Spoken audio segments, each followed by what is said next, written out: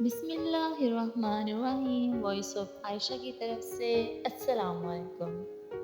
جو اللہ پاک کے دیے ہوئے رزق کو کافی سمجھے وہ زندگی میں کسی کا محتاج نہیں ہوتا۔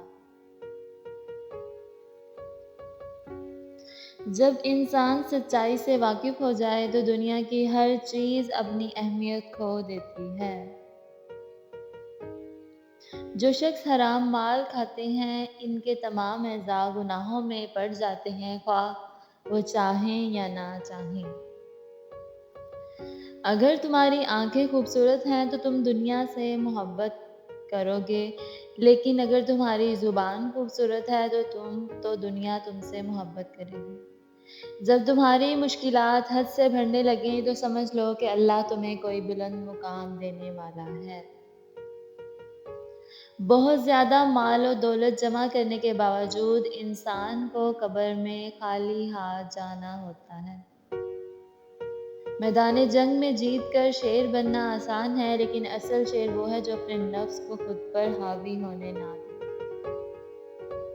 قبرستان ایسے جوانوں سے بھرے پڑے ہیں جو بڑھاپے میں توبہ کرنے کے خواہش مند تھے۔ اگر رزق عقل مندی اور دانشوری سے ملتا تو جانور اور بیوقوف بھوکے مر جاتے۔ جب اللہ کسی کو اپنی طرف بلانا چاہتا ہے تو اس کو ضرور کسی کے ہاتھوں توڑ دیتے ہیں تاکہ اسے معلوم ہو جائے کہ اللہ کے سوا ساری محبتیں فنا ہیں۔ پیاسا شخص خود کو چشمے کی طرف بڑھنے سے نہیں روک سکتا۔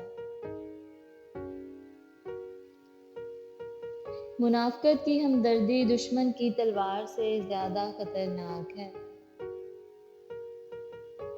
جس شخص کا دل محمد صلی اللہ علیہ وآلہ وسلم کی محبت سے خالی ہو وہ بد نصیب ہے۔ جو شخص اپنے نفس کو مار کر اللہ کے سامنے سر جھکاتے ہیں وہ عظیم ہے۔ عبادت کا مزہ ان لوگوں کو آتا ہے جو حلال رزق کماتے ہیں۔ دوسروں کے ساتھ نیک سلوک وہ کرتے ہیں جو خود مشکل وقت گزار چکے ہوں۔ اللہ کے احکامات کی پیروی کرو اور اپنے نفس کو قابو میں رکھو کیونکہ نفس انسان کو گناہگار بناتا ہے۔ اپنی بری عادتوں کو جلد از جلد سدھارنے کی کوشش کرو کیونکہ دیر کرنے پر عادت پختہ ہو جاتی ہے۔